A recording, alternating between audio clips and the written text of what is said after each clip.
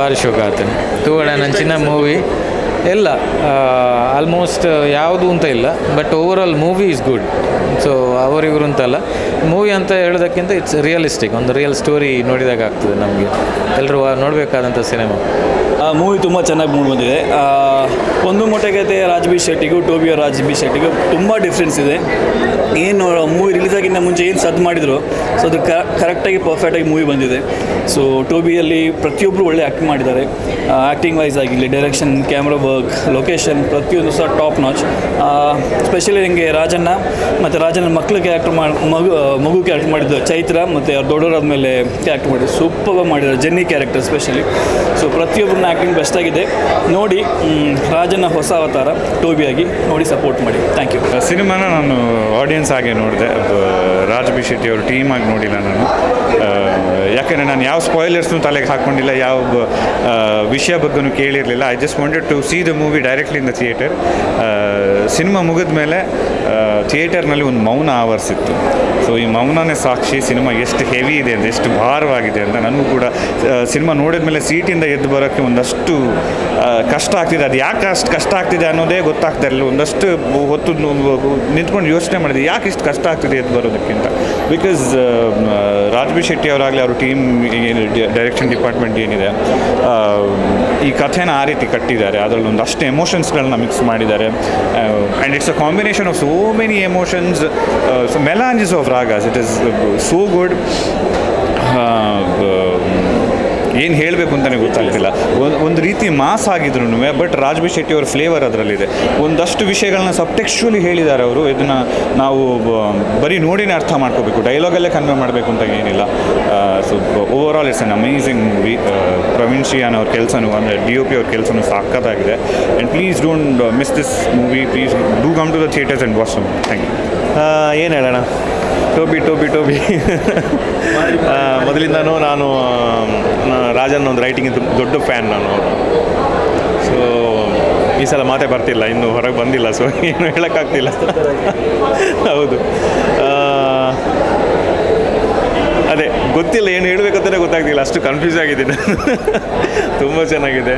And ಪ್ರತಿ ಪಾತ್ರ ಅಂತೂ ಅದ್ಭುತವಾಗಿ ನಟನೆ ಮಾಡಿದ್ದಾರೆ. ಆ್ಯಂಡ್ ರಾಜಣ್ಣ ಅಂತೂ ಇಡೀ ಸಿನಿಮಾದಲ್ಲಿ ವಾವ್ ಅನಿಸುತ್ತೆ.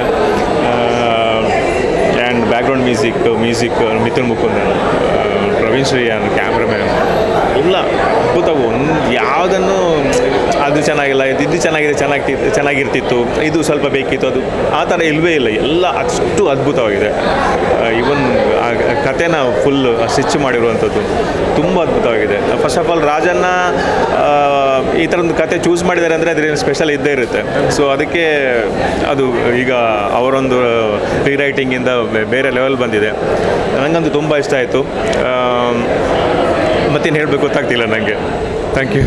ಸೂಪರ್ ಆಗಿತ್ತು. ಯಾಕಂತ ಹೇಳಿದ್ರೆ ರಾಜ್ ಶೆಟ್ಟಿ ಅವರ ಫಸ್ಟ್ ಆಫ್ ಆಲ್ ನಾನು ರೈಟಿಂಗ್ಗೆ ಫ್ಯಾನು, ಅವರ ಡೈರೆಕ್ಷನ್ಗೆ ಫ್ಯಾನು, ಅವರ ಆ್ಯಕ್ಟಿಂಗ್ಗೆ ಫ್ಯಾನು.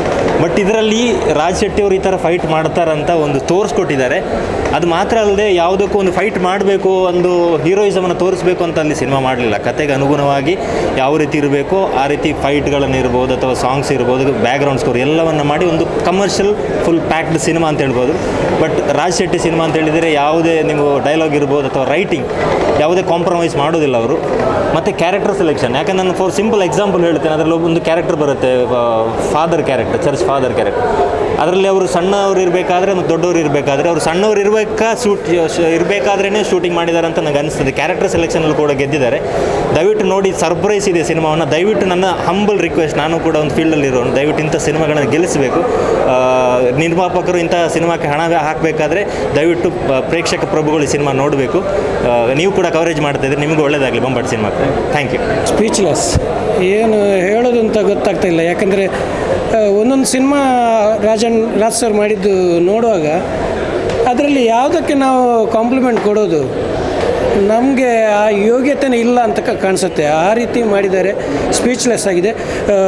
ತುಂಬಾ ಒಳ್ಳೆಯದಾಗಿದೆ. ಒಂದು ಹೊಸ ಮೈಲುಗಲ್ಲನ್ನು ಸೃಷ್ಟಿ ಮಾಡುತ್ತೆ ಈ ಒಂದು ಸಿನಿಮಾ. ಒಳ್ಳೆಯದಾಗಲಿ. Thank you. ನಾನು ಪನ್ನಡದ್ದು ಗೊತ್ತೊಂದು ವರ್ಡ್ಸೇ ಬರೋದು ಜಿದಾಯ ಪಂಡ. ಫಸ್ಟ್ ಆಫ್ ಆಲ್ ಒಂದು ಮೂವಿ ಆಯ್ಬುಕ್ಕ ಥಿಯೇಟ್ರ್ ಇಡೀತು ಸೈಲೆನ್ಸ್ ಅನ್ನು ತೂತೀನಿ ಫಸ್ಟ್ ಟೈಮ್ ಎಂಚ ಪನ್ನಡೊಂದೇ ಗೊತ್ತಾವಂತ ಜಿದಾಯ ಪಂಡ ಈತು ಬಜೆಟ್ ಖರ್ಚು ಮಾಡ್ತದೆ ಮೂವಿ ಮಲ್ಪಾರೆ ಇನ್ನು ಮಲ್ಪಾರೆ ಇಂಚೆಲ್ಲ ಒಂಜಿ ಮೂವಿ ಮಲ್ಪಾರೆ ಹಾಪುಡು ಬಂದು ಇಂಚೆ ಟೋಟಲಿ ಹ್ಯಾಟ್ಸ್ ಆಫ್ ರಾಜಣ್ಣಗೆ ಅದ್ಭುತ ಮೂವಿ ಯಾನ್ ಪಾನ್ಪುರಿ ಇನ್ನು ಕನ್ನಡ ಇಂಡಸ್ಟ್ರಿಯಿಂದ ಎಂಕ ಮಲಯಾಳ ಪಿಕ್ಚರ್ನೇ ಫಸ್ಟ್ ಆಫ್ ಆಲ್ ತೂಲೆ ಕಾಣೆ ಆ್ಯಂಡ್ ಪ್ರತಿಯವರೆಲ್ಲ ಬತ್ತು ಪ್ಲೀಸ್ ತೂಲೆ ಗೊತ್ತು ದಾದ ಅದ್ಭುತ ಉಂಟು ದಾದ ನಂಜಿ ಅದ್ಭುತ ಅಷ್ಟೇ ಎಸ್